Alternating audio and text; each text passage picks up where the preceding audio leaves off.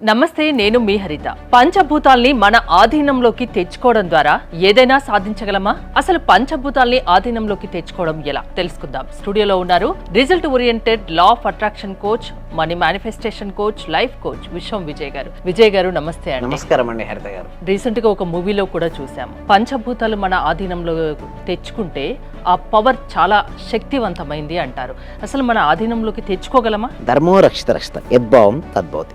అవునండి, పంచభూతాలు మన ఆధీనం తేవాలంటే కృతజ్ఞత, ప్రేమతత్వంతో తెచ్చుకోవచ్చు. చాలా మంది ఏంటంటే పంచభూతాల ఆధీనాన్ని డామినేషన్ అంటారు. డామినేషన్ కాదు మేడం, ప్రేమతో గెలవచ్చు. అంటే చూడండి మేడం, ఎలా ప్రేమతో అంటే కృతజ్ఞత అనే భావాన్ని కనుక మనం వ్యక్తపరిచినట్టయితే పంచభూతాలు మన మాట వింటుంటాయి, మనతో మమేకం అవుతాయి. మనం ఏదైతే కావాలని కోరుకుంటామో అది నెరవేర్చడానికి పంచభూతాలు హెల్ప్ అవుతాయి. భూమి, నీరు, అగ్ని, వాయువు, ఆకాశం. ఎప్పుడైతే పంచభూతాలు కనుక మనకు సపోర్ట్ చేశాయనుకోండి, జీవితంలో ఏదైనా సరే సాధించవచ్చు మేడం. ఎగ్జాంపుల్ ఎలా మనం ఆధీనం తెచ్చుకోవచ్చు అంటే, నేను ఇక్కడ ఏమంటే ప్రేమతో, అంటే గ్రాటిట్యూడ్ శక్తి కనుక మన లోపల ఉంటే మనకు వస్తాయి. అంటే ఉదయం నిద్ర నుంచి లేచిన తర్వాత ఏమైనా పంచభూతాలు ఉంటాయి కదా, ఆ పంచభూతాల భూమికి హృదయపూర్వక కృతజ్ఞత. అట్లీస్ట్ ఒక కొన్ని అడుగులు చెప్పులు లేకుండా నేలపై నడవమంటారు. అలా నేలపై నడుస్తూ భూమాతకు మనం చూడండి, ఇదివరకు మనకు పూర్వకాలంలో మన పెద్దవారు చెప్పేవారు, లేవగానే భూమాతకు నమస్కరించమని కూడా చెప్పేవారు. ఇప్పటికి చాలా మంది చేస్తుంటారు.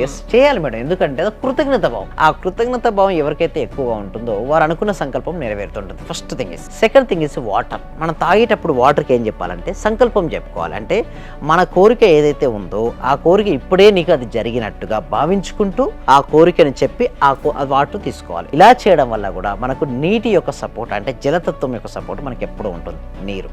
నెక్స్ట్ వచ్చేసి అగ్ని, ఫైర్. చూడండి మేడం, ఫైర్ మనం చూస్తే సూర్యరశ్మి ఉంటాయి, సూర్యకిరణాలు వస్తుంటాయి కదా, సూర్యకిరణాలు ఎప్పుడైతే పడుతుంటాయో సూర్యునికి అభిముఖంగా ఉంటూ నమస్కరించుకొని మీ కోరిక ఏదైతే ఉందో ఆ కోరికను సూర్య భగవానికి సమర్పణ భావంతో చేయాల్సి ఉంటుంది. అగ్ని, వేడి.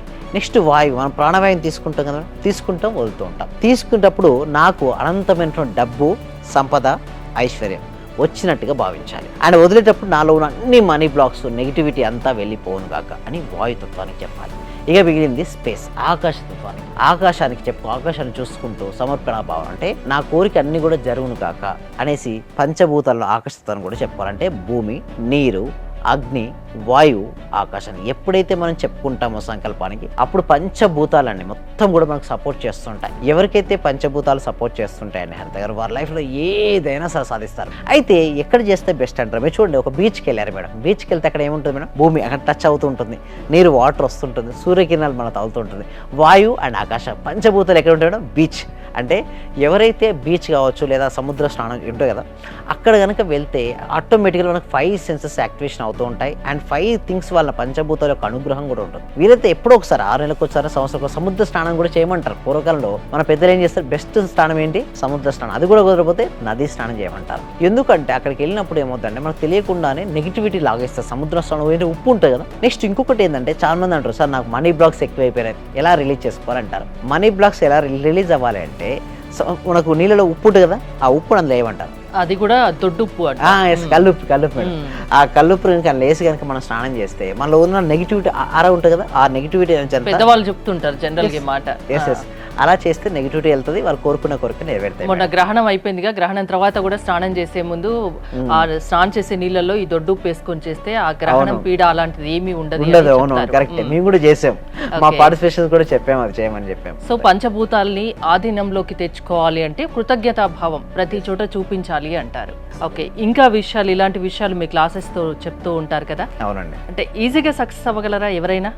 అవ్వచ్చు మేడం. ఇప్పుడు మాకు ఉన్నటువంటి గూగుల్ ఫామ్ ఉంది కదా మేడం, ఆ గూగుల్ ఫామ్ నింపినట్టయితే మా పార్టిసిపేషన్ వాళ్ళు వాట్సాప్ గ్రూప్లో యాడ్ చేస్తుంటారు.